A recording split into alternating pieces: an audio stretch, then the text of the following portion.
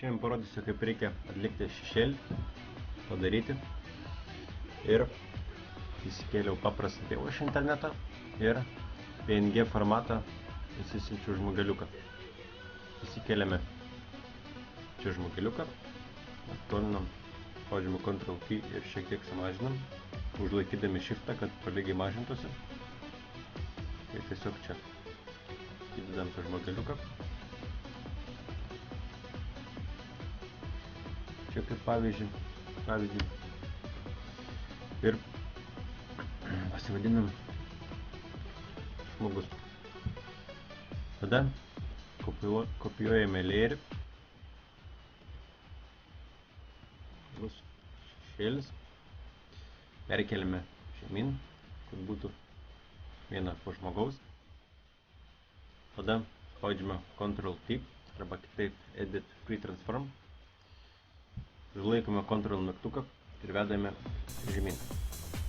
Taip.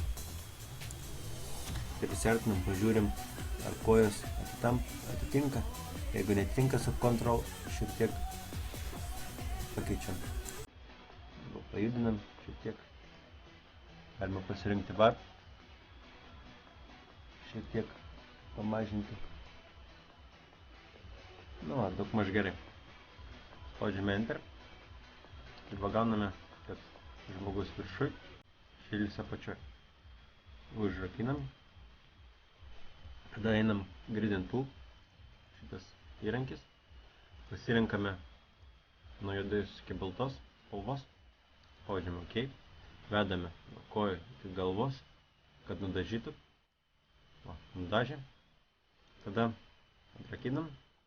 Pasirenkam tipą Multiply. Ir kokį 80% padarom šešėlį. Ir kad jis nebūtų toks labai ryškus, dar pasirenkame Filter, Blur, gausim Blur. Ir pasirenkame šiek tiek į šoną. Ir vedžiojamės ir kaip mums tas šešėlis atrodo kažkur tarkim kokius 5 pikselius. Spaudžiam OK. Ir gauname tokį šešėlį. Gerą naudojimą.